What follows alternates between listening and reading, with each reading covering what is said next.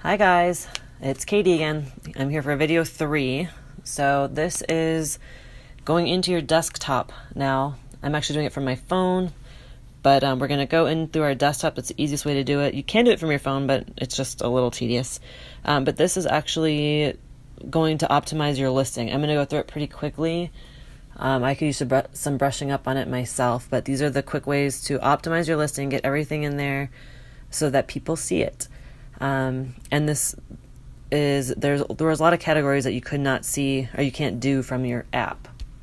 So basically I went into Seller Central, I go to manage inventory, and where my item is listed there, I create, the last video kind of cut off, but I first of all go in and change my inventory over to FBA. I did not want it saying there as merchant fulfilled because I don't merchant fulfill anything. So I converted it over and I set up a shipping plan just from there. That should be pretty easy to do. So then I go back and I click on the edit button next to it. So it brings up my listing here and I can edit myself. I start from Vital Info. You can see these categories across the top. Most of you are probably familiar with this, but you haven't been able to do a lot because it wasn't your own listing. So Vital Info, we've got the product name. I would probably go ahead and clean that up a bit. This is where, let's see. Everything is, I think we've kind of put everything in here. Here's where that GTIN exemption reason is in there. You can put that in if you're using that. The UPC's in the bottom. Variations. We don't have any variations. If we did, we could fix it there. Offer, there's my seller SKU. Condition is new. My price, if you want to put a sale price in, you can do that. If you want to put your items on sale at any point, you can enter a start and end date, and Amazon will automatically put it on sale for you. Or create a sale for you, basically. So if you say you have grocery or something and you know it's going to expire at a certain date, you can actually set up a sale so that if you forget to go back through, it will lower the price for you. If you have a max order quantity, I never fill that out because I'm always restocking, obviously. This is where you enter in your tax code. If you want to gift wrap, I believe that is mostly for merchant fulfilled. So I leave that blank because Amazon does their own gift wrap thing. We don't do that. Okay, so compliance. This is if anything has batteries in it, if we're talking hazmat, whatever. I try and stay away from anything like that. I created a fingerling bundle, and obviously it has batteries in it, so I think it took 3 days for it to clear hazmat. Occasionally, these will just go into hazmat for a couple days just for the heck of it. I just did a party supply bundle, and it was hazmat for 3 days, and then all of a sudden it cleared and I could send it in. But this is, again, if you have batteries, you're going to list all the information here. Here's our images. You can add more if you want. This would be as simple as saving images to your computer and uploading from there. Description. Here's where everything comes into. Here's where the good stuff comes into play. So key product features. I'm going to click the add more. These are your bullet points. So when you go on Amazon and they are what you see, those bullet points, like basically when you first open up the listing. I'm going to do it on here. So I always kind of cheat a little bit and I go to another similar listing and see what is put there. You don't want to copy it word for word, obviously, but it kind of gives you an idea of what to put. So you can't see this, but I'm on my computer right now, and another 4-pack of Hatchimals says, the bullet points say, there are over 70 adorable Hatchimal collectibles to collect in this season. Hold the egg in your hands, rub the heart when it changes from purple to pink, it's ready, blah, blah, blah. So that's what I put in here. I would put collect more than 70 unique collectibles. Let's just say, okay, and then this bundle contains season 2 glitter eggs and the And let's see, the Toys R Us exclusive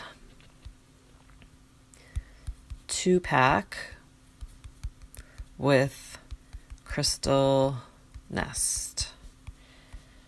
Season 2, let's see, let's change this. Walmart exclusive glitter eggs and the Toys R Us exclusive glitter pack. And you can, I mean, it's kind of, I don't know if you want to necessarily put Toys R Us and Walmart in their descriptions. Kind of up to you. But I know that there's some controversy over it, but that's what people are looking for, are these exclusives. I would also put in here, and you have to be very careful with this, but I would also put in here colors and styles may vary. Especially with something like Hatchables, where every single thing comes out different. You have no control over what's in the eggs. You want to make that very clear. Plus that Crystal Nest, there's 3 different variations of it. We've got purple, blue, and green. So you just want to make sure that you say very clearly that colors and styles may vary. I would probably also include here Crystal Nest may, capitalizing everything.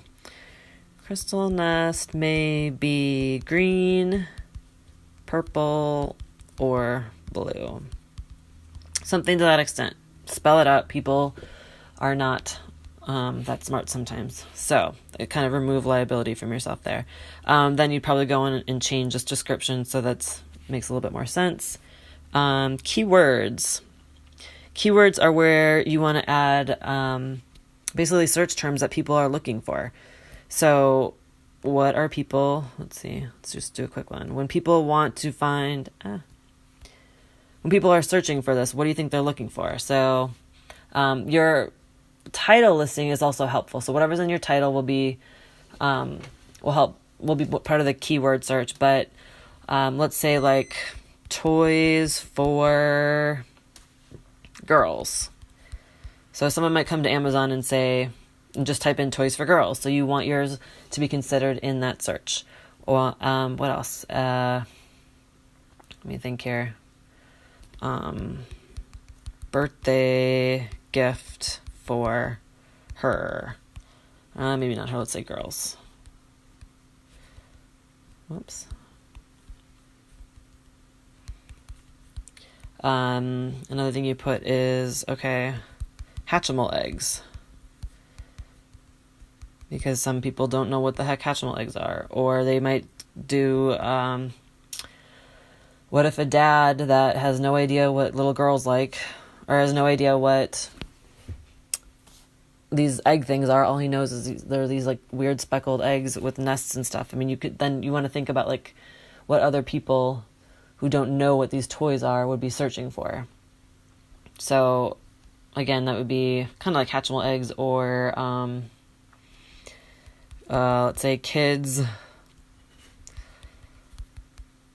not collectible because they probably won't know that, kids eggs, I don't know, stuff like that. So you want to fill that out. This is just on the fly again. I would do much more research and looking into it, and there's different websites you can go to look up search terms as well.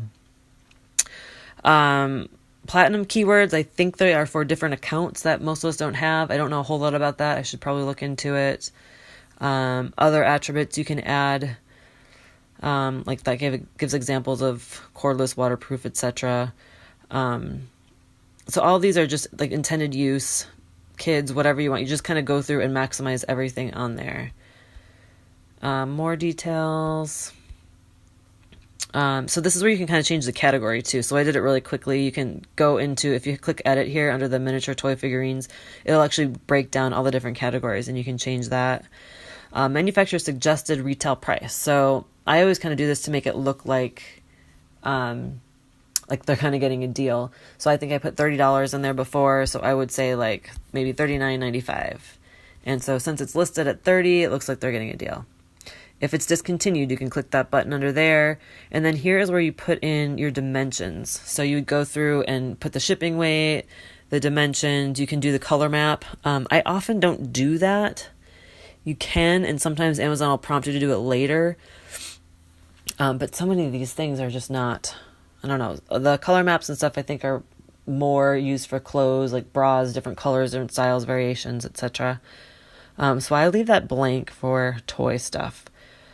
You can, if you want to get into this, assembly instructions, if there's any awards, number of players, manufacturer's recommended age again, all this stuff, the more that you go through and do, the more likely your listing will be seen. And there are tons of videos on optimizing listings. So I'm not going to go into every last thing here, but you kind of get the idea. And that's it. When you're done with that, you're going to do save and finish, and that's it. Thank you.